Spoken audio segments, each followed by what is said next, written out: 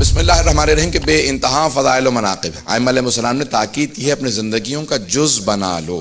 کبھی بھی اس سے اجتناب نہ کرنا، جتنا ہو سکے اپنے بچوں کو عادت ڈالو بچپنے سے۔ کہ جو سب سے پہلے بولنا سیکھے بچہ اور اس کو بسم اللہ کہلواؤ تو اس بسم اللہ کے بے انتہا زندگی پہ اثر ہوتے ہیں۔ اور اگر کوئی بچہ بولنا سیکھے اور سب سے پہلے اللہ کا نام لے تو اللہ اس کے ماں باپ کو معاف کر دیتا ہے، اس کے ماں باپ کے سارے گناہوں کو معاف کر دیتا ہے۔ حبیب خدا ایک مقام سے گزر رہے ہیں، ایک بچہ ابھی بسم اللہ سیکھ رہا تھا، استاد پہلی مرتبہ باپ لے کے آیا تھا بچے کو، بسم اللہ سکھا دے، تو انہوں نے کہا بسم اللہ، بار بار بچے سے بولا نہیں جا رہا تھا، توتلا بچہ تھا، تو پیغمبر اسلام نے کہا رک جاؤ، باپ یا کوئی اور اس کو ماں لے کے آئی تھی۔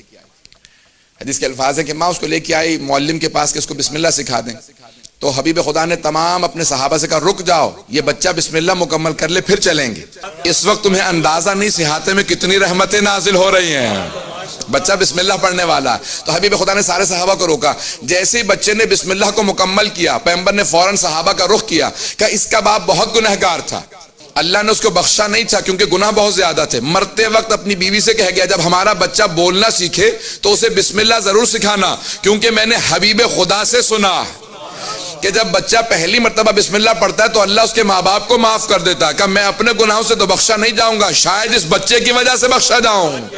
کہ ابھی جب اس کے بچے نے بسم اللہ پڑھی تو اللہ نے فوراً عرش اعظم پہ سارے فرشتوں سے کہا اس کے باپ کو جنت میں لے جاؤ، تو سارے فرشتوں نے کہا پروردگارا باپ بہت گنہگار تھا، کہ اس کا یتیم بچہ فرش پہ بیٹھ کے مجھے رحمان و رحیم کہے، میری رحمت کو جلال آتا ہے کہ میں اس کے باپ پہ عذاب نازل کروں، کہ جاؤ اس کے باپ کو جنت میں لے جاؤ۔ عزیزان گرامی بعض اوقات انسان کو اندازہ نہیں ہوتا کہ چھوٹے چھوٹے اعمال کتنے بڑے بڑے رتبے دلوا دیتے ہیں۔